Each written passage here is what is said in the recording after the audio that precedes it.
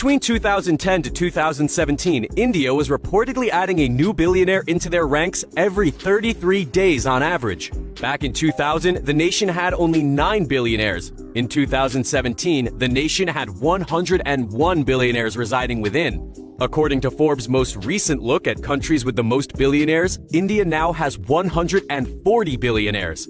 This figure puts them in third place in the world rankings, beating Germany, which has 136 billionaires.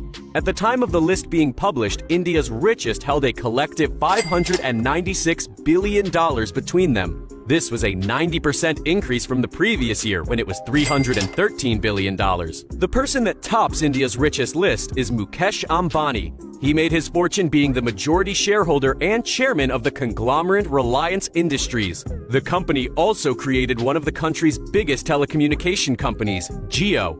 Due to all this, at the time of writing, Ambani has an estimated net worth of $79.7 billion, making him the richest person in India and in all of Asia. Currently, the second richest person in India is Gautam Adani and his family.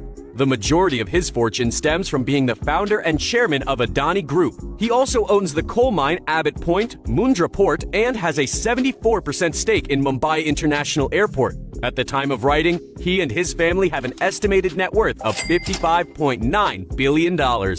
The industrialist Shiv Nadar made his cash from co-founding the IT firm HCL Technologies. Like Jeff Bezos' Amazon, HCL was also created in a garage. Due to forming HCL, Nadar is currently the third richest person in India. At the time of writing, he has a net worth of $25.6 billion.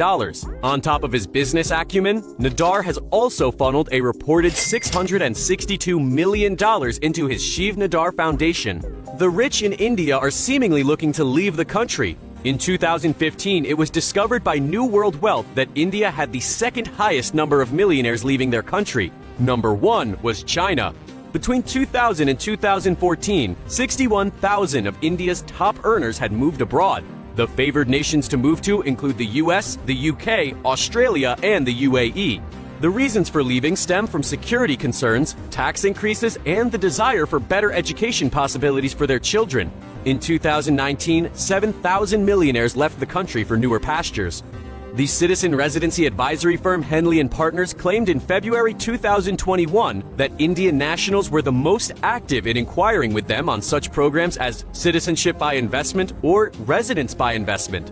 This is essentially when a person will receive citizenship or permission to reside within a country in exchange for financial investment of some kind. The top countries that Indians thought about going to include Canada, Portugal, and Austria. One of the most popular packages in Europe is the Portugal Golden Residence Permit Program.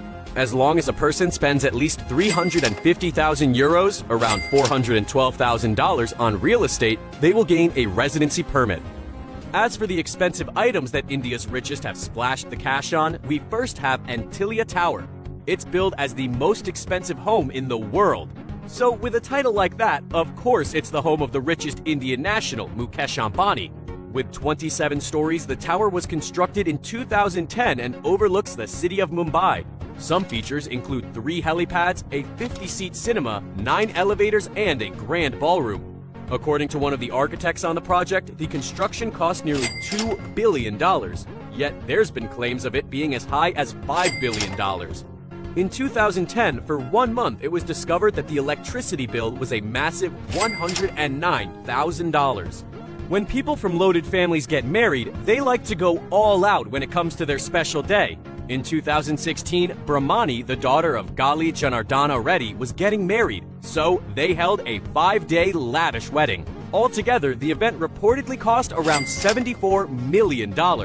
This drew the ire of Indian citizens as this happened during a cash flow crisis.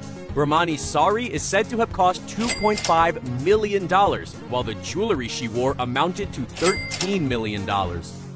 Then in 2018, there was the Ambani Piramal wedding. Isha, the daughter of Mukesh Ambani, married Anand, the son of billionaire Ajay Piramal. A number of celebrities were guests, including Hillary Clinton, Deepika Padukone, and Sachin Tendulkar. Even Beyoncé was there to perform. There were reports that the wedding cost up to $100 million, while others claimed it was closer to $15 million. Private jets have always been a favorite toy amongst billionaires. In 2015, consulting firm Frost & Sullivan claimed that 12% of the world's private plane market was made up of Indian nationals.